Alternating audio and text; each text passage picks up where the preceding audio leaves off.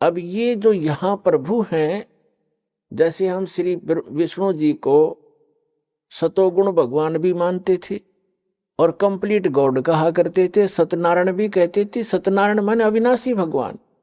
और श्रीमद देवी भागवत में यानी देवी पुराण के तीसरे स्कंद में गीता प्रेस गोरखपुर से प्रकाशित तीसरा स्कंद सचित्र मोटा टाइप के 123 पृष्ठ पर लिखा है। तीनों स्वयं स्वीकार करते हैं। विष्णु जी कह रहे हैं कि विष्णु जी अपनी माता दुर्गा की स्तुति करते हुए कह रहे हैं कि तुम शुद्ध स्वरूपा हो, ये सारा संसार तुम्हीं से उद्भासित हो रहा है। मैं यानी विष्णु, ब्रह्मा जी और शंकर, ये आपकी कृपा से ही हम उपस्थित है, विद्यमान है। और हमारा तो आविर्भाव माने जन्म और तिरोभाव में मृत्यु होता है। हमारा तो जन्म और मृत्यु होता है, हम अविनाशी नहीं है। तो ये परमात्मा की कृपा से पुण्यात्माओं, ये स्पिरिचुअल नॉलेज जो है अब निखर रहा है। अब ये निर्णायक मोड़ पर आ चुका है। ये तो तीन जो भगवान हैं, तीन प्रभु हैं, स्वामी कहो भगवान कहो, इनको प्रभु कहो, जो जितना जिस क्षेत्र का स्वामी है उतना ही होता है। जैसे एक तहसीलदार भी स्वामी है, प्रभु है अपने क्षेत्र का, अपने जितना उसका कार्यकलाप है, उस अपने जॉब का जितना उसका क्षेत्र है वहां का इतना साहब वो है। और फिर जो एसडीएम भी अपने सत्र का जो उसका कार्य क्षेत्र है, उस सत्र का उतना ही साहब है, उतना ही स्वामी है। और डिप्टी कमिश्नर, डीसी जिसको कहते हैं, अन्य राज्यों में उसको कलेक्टर कहते हैं, डिप्टी कलेक्टर कहते हैं। तो जो डिप्टी कलेक्टर है वहाँ का वो वही समझो, वो भी साहब है। और कलेक्टर यानी कमिश्नर वो भी साहब है। वो उसका जितना क्षेत्र है एक डिस्ट्रिक्ट के अंदर, वो डिस्ट्रिक्ट के अंदर ही वो एक साहब है। फिर एक मंत्री साहब है, कमिश्नर साहब है, फिर एक मंत्री साहब है। वो अपने विभाग का ही मालिक है, भले ही पूरे राज्य में है लेकिन उसका एक विभाग है, उतना ही मालिक है। वो अन्य विभाग में इंटरफेरेंस नहीं कर सकता, ना उसकी कोई चलेगी ना साइन चलेंगे उनके कागजातों पर। तो इसी प्रकार मुख्यमंत्री है, वो केवल एक स्टेट प्रांत का ही मालिक है, स्वामी है, साहब है। और फिर एक प्रधानमंत्री है, वो एक टुकड़े का, एक क्षेत्र का, यानी उस जिसकी ये डिवीजन बताई है उन सब का एक साहब है प्रधानमंत्री। तो पूरे राष्ट्र का एक कुल मालिक है वो राष्ट्रपति और प्रधानमंत्री। राष्ट्रपति तो कुल मालिक है, प्रधानमंत्री भी एक ही होता है, वो भी उस राष्ट्रपति का ही प्रतिनिधि होता है। और आगे प्रधानमंत्री के ये सभी मुख्यमंत्री या अन्य जितने भी मशीनरी है सरकारी, ये सब उसके अधीन होती हैं, उसके होते हैं। ये अपने सत्र में भी साहब हैं, अपने सत्र में भी मालिक है, और ये कुल एक मालिक के भी हैं, उस सब के अधीन हैं, ऐसे समझना। तो कुल का जो मालिक है वो परम अक्षर ब्रह्म है, वो अल्लाह अकबर है, वो गॉड कबीर है, अल्लाह कबीर है, वो परम अक्षर ब्रह्म है। और वही काशी में आया था, 120 वर्ष रहे, सतलोक से चलकर आए थे।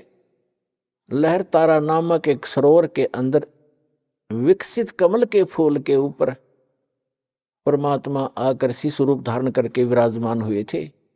उनके प्रत्यक्ष दृष्टा एक अष्टानंद नाम के ऋषि हैं, उसी सरोवर पर उसी दिन प्रतिदिन की तरह वो वहां अपना अभ्यास कर रहे थे, भक्ति कर रहे थे। ऊपर से एक प्रकाश का गोला सा आया, अष्टानंद ऋषि ने देखा, उस देखते उसकी आंखें चरम दृष्टि सहन नहीं कर सकी और आंखें बंद हो गई। इतना तेज प्रकाश ऊपर से आ रहा था, स्पीड से, बिजली जैसी गति से। वेद भी बताते हैं कि आप विद्युत जैसी गति से गतिशील हो करके अपने मुख्य स्थान से हमारे यहाँ आते हो। आंखें उसकी बंद होगी, अष्टानंद जी की उस तेज प्रकाश को देखकर सहन नहीं कर सके। आंखें बंद हुई तो क्या देखा, जैसे हम सूर्य की तरफ देख लेते हैं गलती से, तो हम हमारी चरम दृष्टि उसको सहन नहीं करती, तुरंत बंद करते हैं या दूसरी साइड में नीचे करते हैं। तो हम क्या देखते हैं कि प्रकाश रहित आकार सूर्य का हमारे सामने होता है। इसी प्रकार जब अष्टानंद जी की आंखें बंद हुई तो उसने प्रकाश रहित जो रूप देखा वो एक बालक का था। जब उसने दोबारा आंखें खोली तो क्या देखा कि वही प्रकाश आकर के लहर तारा नामक सरोवर के अंदर एक कोने में जाके सिमट गया। ब्रह्म मुहूर्त की बात है, सुबह सुबह ब्रह्म मुहूर्त होता सूर्य उदय होने से लगभग 1.5 घंटा पूर्व। तो उसने जाकर के अपने अष्टानंद ऋषि जी ने अपने पूज्य गुरुवर स्वामी रामानंद जी काशी वाले से पूछा कि ऐसे ऐसे मैंने एक प्रकाश आता देखा, मेरी आंखें सहन नहीं कर सकी गुरुदेव, और जो ही मेरी आंखें बंद हुई तो मुझे एक बालक रूप दिखाई दिया, नवजात शिशु जैसा, और दोबारा आंखें खोली तो प्रकाश एक सरोवर में समा गया। अब जैसा भी स्वामी रामानंद जी को अध्यात्म ज्ञान था, उस आधार से उसको पता था कि जितने भी हमारे भगवान आते वो किन को भगवान मानते थे, इन अवतारों को, श्री राम, श्री कृष्ण, श्री परशुराम और आदि को। तो उसने कहा कि बेटा ये लक्षण एक ऊपर के लोकों से कोई महापुरुष आते हैं उनके लक्षण हैं, और यहाँ किसी माँ के यहाँ जन्म लेंगे, गर्भ में धारण जाएंगे और वहां से जन्म लेकर यहाँ कोई लीला करने आते हैं, तो ऊपर के लोकों से जब शक्तियां आती हैं उनको ऐसा ही तारा सा टूटा करता है, वो ऐसे ही आते हैं। तो जैसा उसको ज्ञान था, अध्यात्म ज्ञान स्वामी रामानंद जी को परमात्मा के मिलने से पहले, वो अपने शिष्य की शंका का समाधान कर दिया, वो संतुष्ट हुआ। तो कहने का भाव जो प्रसंग आप वहीं आते हैं कि वो परमात्मा स्वयं ही सतलोक से चलकर आते हैं या शिशु रूप धारण करके अपना आते हैं, और फिर लीला में तरीके से बड़े होते हैं, छोटी ही आयु में बड़े बड़े विद्वानों के छक्के छुड़ा देते हैं।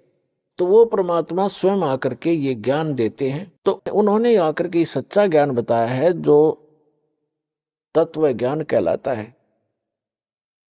अब जो प्रसंग चल रहा है कि तीन तो ये प्रभु हो गए, सरपुरुष, अक्षर पुरुष और परम अक्षर पुरुष, सरब्रह्म, अक्षर ब्रह्म और परम अक्षर ब्रह्म, इनकी सबकी सतीथि होगी। जैसे एक ब्रह्मांड के अंदर ये 3 लोक हैं, पृथ्वी लोक, पाताल लोक और ऊपर स्वर्ग और नरक, इकट्ठा ही उसको स्वर्गलोक ही कहते हैं।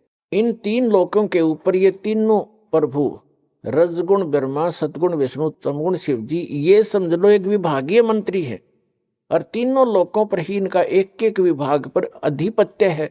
ये इतने प्रभु हैं, इतने स्वामी हैं।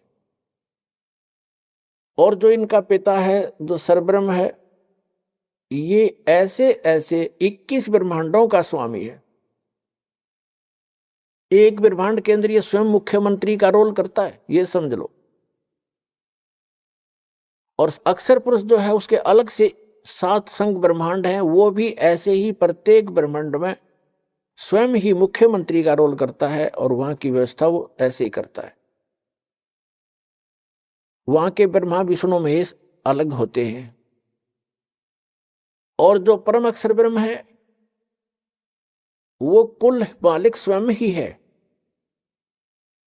उसके असंख्य ब्रह्मांड है, असंख्य, जिनके अंदर 7 संख्य ब्रह्मांड अक्षर पुरुष के भी इंक्लूड हैं, और 21 ब्रह्मांड ये सर पुरुष के भी इंक्लूड। इन सब के ऊपर कुल का मालिक है वो। ये अपने सत्र के भी मालिक हैं प्रत्येक, जैसे ब्रह्मा जी रजोगुण विभाग के तीनों लोकों में मालिक है। जैसे एक मंत्री होता है स्टेट के अंदर, जैसे हमारे सेंटर के मंत्री समझ लो, सेंटर का जो गृह मंत्री है वो भारतवर्ष के सभी राज्यों के ऊपर उसका आधिपत्य है, लेकिन एक विभाग का। वित्त मंत्री है सेंटर का, केंद्र का, तो वो सभी राज्यों के ऊपर मंत्री अधिपत्य है उसका, लेकिन अपने वित्त विभाग का। ऐसे ही अन्य अन्य की स्थिति समझे।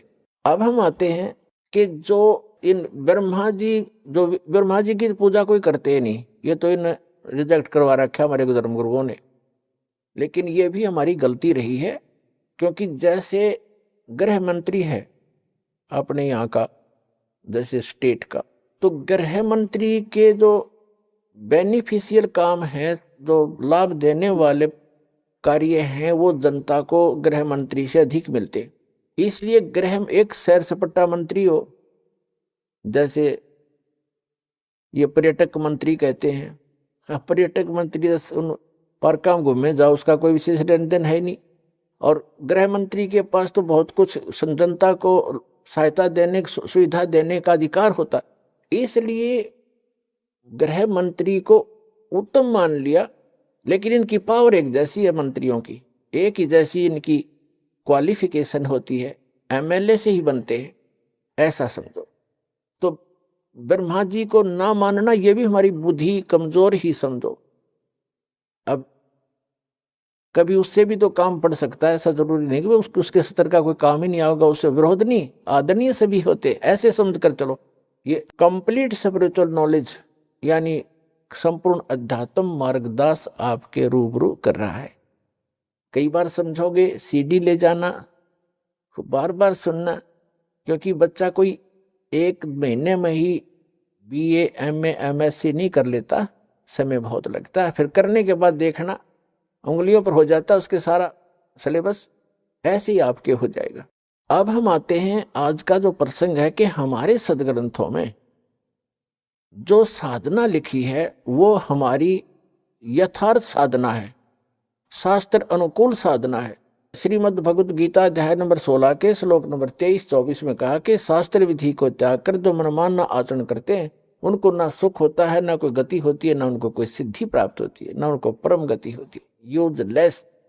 इसलिए 24वें श्लोक में कहा 16वें अध्याय के कि इससे तेरे लिए अर्जुन कर्तव्य और अकर्तव्य की अवस्था में कौन से आध्यात्मिक कर्म करने चाहिए, कौन से ना करने चाहिए, उनके विषय में शास्त्र ही प्रमाण है। अन्य किसी की दंत कथा पर विश्वास मत करना।